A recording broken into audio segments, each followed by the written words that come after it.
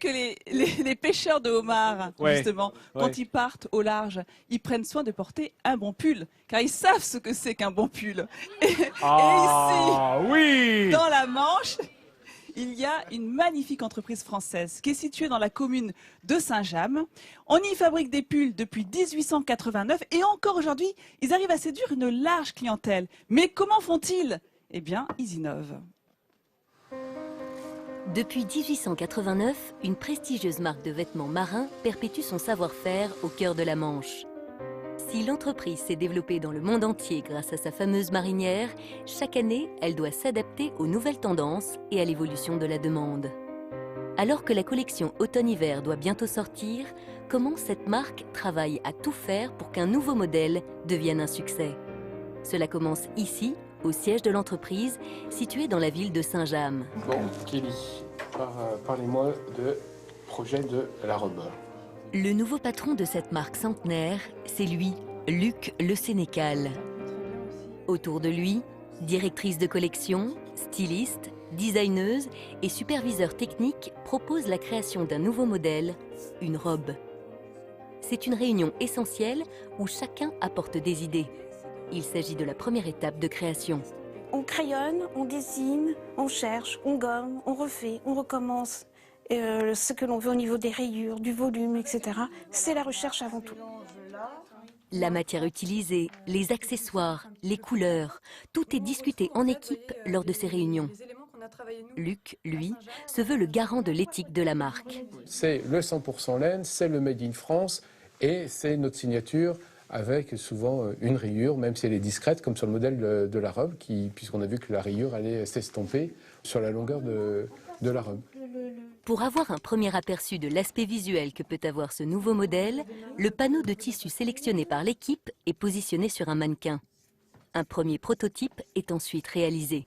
Au niveau de l'encolure, qu'est-ce que vous en pensez, Kelly? Je pense qu'elle est un petit peu trop creusée. Oui, ici, là. Voilà, tout à fait. Donc, je pense qu'il faudrait remonter un petit peu l'encolure. À la place de la couleur, donc on le monte en évi, et puis on fait les rayures au naturel. Et au niveau des gradés, Après des modifications sur l'encolure, la carrure et la taille du modèle, c'est le prototype final qui est présenté. Bon, super. Au niveau longueur, c'est impeccable. Voilà, ça c'est le proto final qui sera mis en production et en vente. Alors, ça va? Fabienne est responsable de l'atelier confection. C'est elle qui chapeaute les 4 étapes qui sont nécessaires à l'assemblage d'un vêtement. On a la pose de la pâte de boutonnage en recouvrement. Ensuite, on a le surjet. Le surjet consiste à assembler toutes les parties du vêtement qui ont été coupées, épaules et manches. Et on a le remaillage. Le remaillage, c'est la pose du col sur le vêtement. Donc on fait du maille à maille. La 4e étape s'appelle la cuvette. C'est la pose d'une chaînette permettant d'assembler les côtés. Ce modèle a nécessité 30 km de fil de laine mis bout à bout. Au total, ce sont 18 étapes qui auront été nécessaires pour fabriquer notre robe en près de 2h30. Elle sera disponible dans les 900 points de vente de la marque. L'entreprise fait un chiffre d'affaires de 40 millions d'euros par an. 32% concernent l'export vers les États-Unis, le Japon et le Canada. Grâce à son savoir-faire, le rayonnement de la marque n'a pas fini d'illuminer le monde entier. C'est ça, la qualité à la française. Vous avez vu ces racoudreuses qui vont traquer le moindre défaut. C'est vraiment du beau travail. Alors, le tricot que je porte, c'est vraiment celui qui a fait connaître cette entreprise dans le monde entier. C'est le fameux tricot que portaient les marins en pure laine pour aller justement pêcher la morue au large de Terre-Neuve avec le boutonnage au niveau de l'épaule. Alors, pourquoi est-ce qu'il est très apprécié, ce tricot? Il stoppe le vent. Il stoppe le vent, exactement. Ouais, Tu sais, quand je portais ça quand j'étais petite, quand je faisais de la voile en Bretagne. Et Parce qu'en fait, il est fabriqué... Excuse-moi, il est peut-être même étanche, non? En fait, enfin, à la pluie. C'est ça. Il est fabriqué, quoi. oui, il est fabriqué dans une maille très serrée. Une maille qui est gardée secrète. C'est le secret de fabrication de l'entreprise et qui rend le tricot quasi imperméable et donc qui permet justement de résister au froid, au vent. C'est génial. Donc c'est pour ça que les marins l'adorent et c'est pour ça, et comme il est très chic, c'est pour ça que maintenant tout le monde en porte.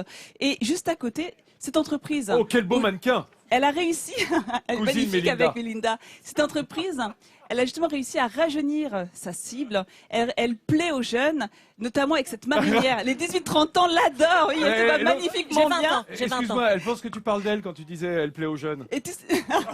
Et tu sais pourquoi il l'aime, cette marinière? Parce que ça rappelle la France, ça rappelle la Bretagne, la Normandie, ça rappelle le Made in France. Et en parlant de France, je vais demander à Luc Le Sénécal de venir à mes côtés. Luc Le Sénécal, c'est le patron de cette très belle entreprise. Depuis février 2015, cette entreprise, elle est ouverte aux visiteurs. Donc, ils partagent leur savoir-faire. Ils aiment vous montrer toutes ces étapes de fabrication. Et justement, pour la qualité de l'accueil que vous réservez à vos touristes, je souhaiterais vous remettre ce sourire de France. Merci, au nom des Tricots Saint-James, je vous remercie. Nous sommes très fiers. Effectivement, le tourisme, non pas industriel, mais le tourisme du savoir-faire est excessivement important, notamment en Normandie. Il faut savoir que vous avez 135 entreprises ouvertes au public, dont bien sûr les Tricots Saint-James. C'est aussi essentiel pour l'économie, puisque 95% de ces entreprises sont des PMI-PME. En France, vous avez 12 millions de visiteurs par an de ces entreprises, dont 1 million d'étrangers. Et je pense que c'est un des facteurs économiques primordiaux. Des entreprises. C'est la raison pour mission laquelle également, on remet des sourires de France. Merci, Encore bravo. merci Nathalie, merci monsieur, parce que c'est la mission de Midi en France, de savoir mettre en avant l'artisanat d'excellence partout dans notre pays et de récompenser avec ce sourire de France qui récompense également l'accueil de tous les gens venus du monde entier. Voilà, pour visiter le tourisme. C'est ça le tourisme industriel, c'est magnifique aussi. Et le meilleur de notre production française.